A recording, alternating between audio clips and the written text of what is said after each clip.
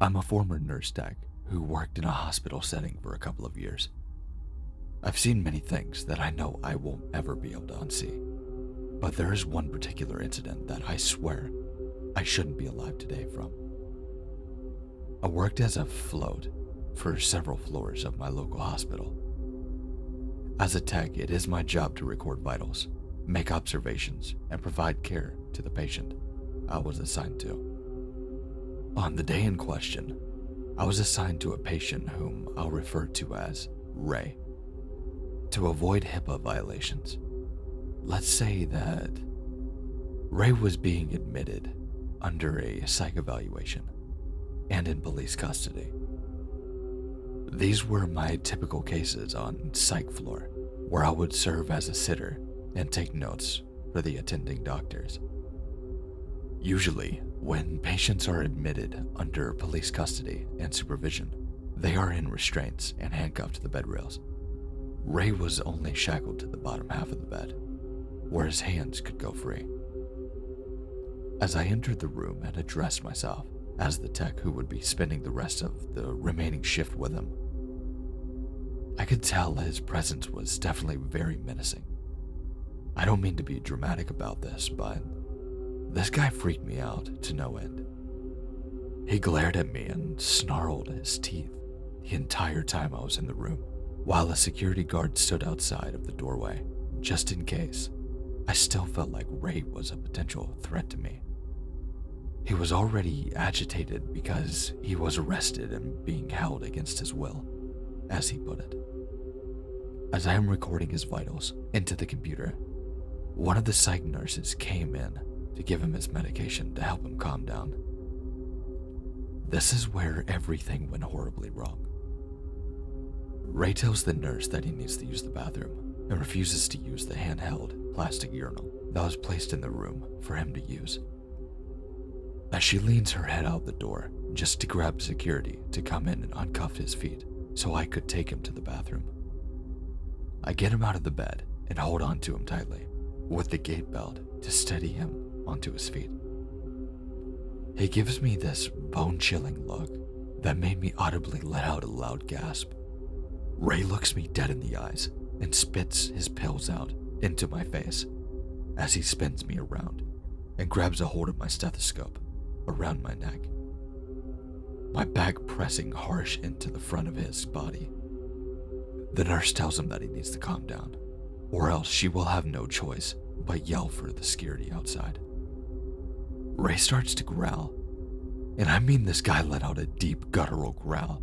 It sounded like he had been possessed by some kind of demon. My heart was in my throat, and I could feel him clenching the stethoscope tightly around my neck. I started to cry, and I could tell he was getting off from it. He wanted to see me afraid. Security comes in, rushes into the room, and starts negotiations. Charlie, one of the guards, slowly makes his way towards us and has his hand out in front of him. What Charlie forgot to do was to take the pin off of his uniform. Everyone on the psych floor knows you can use a ballpoint pen as a weapon and stab someone in the side of the head. It was like everything was happening in slow motion as Ray quickly snatches the pin off of Charlie's shirt and holds it against my temple. He growls he'll stab me if he isn't discharged. I remember the words to this day. "I will kill her if you don't let me go." I went completely numb, and I felt like I was going to pass out from fright and the lack of oxygen. As the non-hospital police officers slowly creep into the room, Ray has grabbed everyone's attention on the floor. Suddenly he did something I swear to God I'll never forget. After Charlie agrees that no harm will come to him if he lets me go, Ray slowly lets go of the stethoscope and throws me into Charlie's arms. He gets out of the room as the officers behind him start to swarm and throw him to the floor, knocking the pin out of his hand. Yelling and screaming can be heard as I break down and sob uncontrollably into Charlie's arms. Bruises were left on my neck from almost being strangled. But that was only one isolated incident. that occurred on my shift. Ray, if somehow you're listening to this, I hope to God we never meet again, and I hope that you get the help that you desperately need.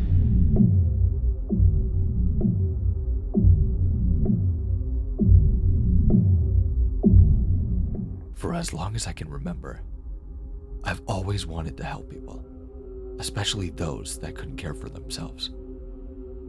It wasn't until later in life that I decided to go back to school and become a certified nurse assistant in my state. Right after I completed my finals and clinicals, I was offered a job at the hospital in the city that I lived in. It was my first day on the job when I realized how dedicated and thin the thread of life and death truly is. The tech I had been following around for the day was showing me the ropes and where everything was located on the floor.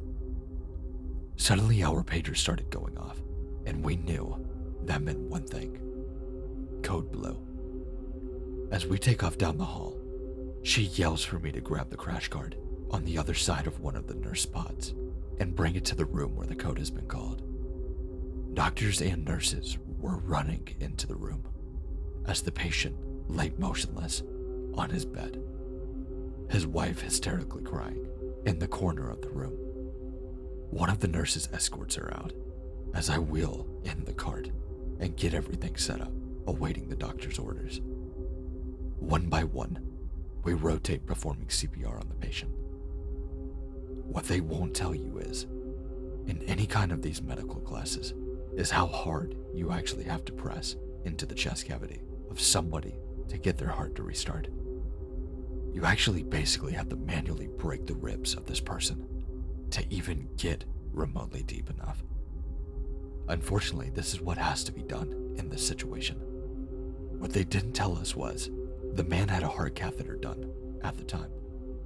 The patient has to keep their arms and legs in one position and stay absolutely still to avoid ripping open that wound, which will cause the patient to bleed to death in a matter of minutes, if not seconds. As the next one in line to do the CPR starts, they start doing harder chest compressions. The patient's leg is starting to see blood from where the heart catheter had been done. Panic took over as I yelled for the doctor to come look. The look on his face said it all, and without thinking, I placed my hand over the now open wound to keep the patient from bleeding out. My hands were trembling from fear and the anxiety as they got a faint pulse and rushed him down to the ICU. All the while, my hand is applying pressure to keep this man from bleeding out. Blood is literally pouring all over my gloves and all over my scrubs as the ICU nurse quickly exchanges my hand with hers as they carry him away. All day long, I thought about that patient and I prayed that he was going to be okay. It wasn't until a month later I was given a letter from my boss on the floor. I thought for sure I was being sued for the patient dying under my watch at the hospital, but it was actually the exact opposite. It was a thank you note from the patient and his wife, telling me how grateful he was for me saving his life that day.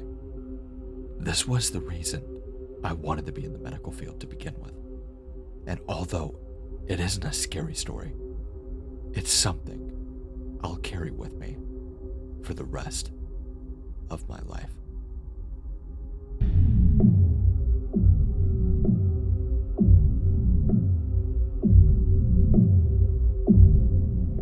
I have been in the medical field for about 5 years as a CNA and have quite a few stories from my time working at the hospital and in long-term care facilities. Unfortunately, one of the things that is never discussed about when people are considering a career in the medical field is how often the staff get attacked by their patients. This is a story that has literally left scars on me that I will remember for the rest of my life. I was working on my floor on a step-down unit. Basically, we get the patients that have just come out of surgery and need intensive care at all times. That is a step down from going to the ICU. Sometimes on this floor, we get patients that have suffered gunshot wounds, the occasional tweaker, or detoxing patients, and sometimes we get the mentally ill. One of the 10 patients I was assigned to that day was an older lady who suffered from mental illness, and there was a bed available on the psych floor.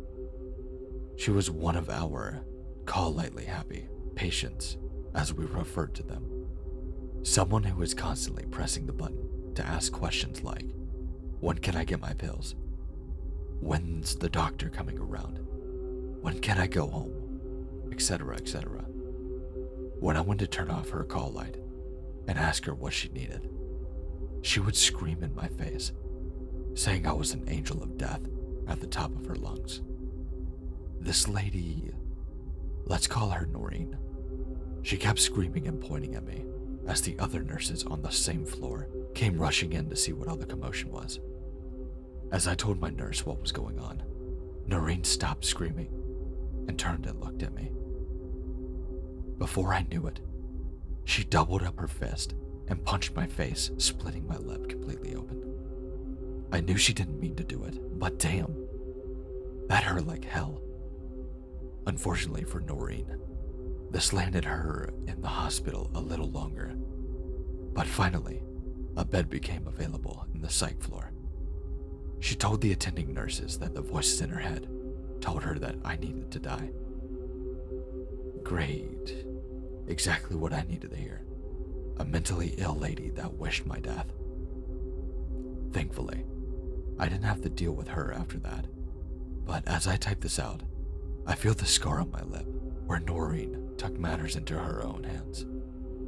I'm not trying to scare anyone out of going into the medical field, but always know there is a possibility you could get hurt by one of your patients. Again, JCO and the other corporate organizations don't want you to know that, and in many states, you're not allowed to defend yourself against these types of patients. You just have to take the beating and try to stay alive. Thank you, Gemini, for telling my story. Be safe out there.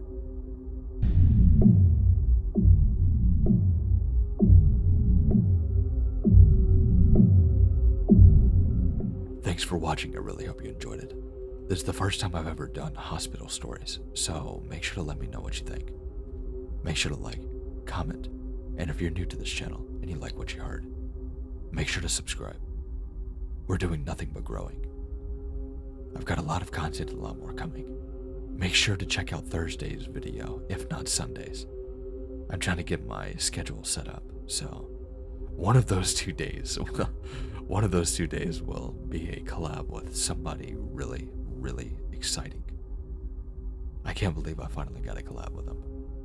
Also, make sure to check out the links in the description, like Twitter, Instagram, everything like that. Make sure to check out the channel members, by the way. I'll be posting a new video probably by the end of the week. But with that being said, stay safe, stay scary, and I'll see you in the next one. God, my nose has been stopped up all day. I really hope I'm not getting sick again. I can't afford it. Okay, bye.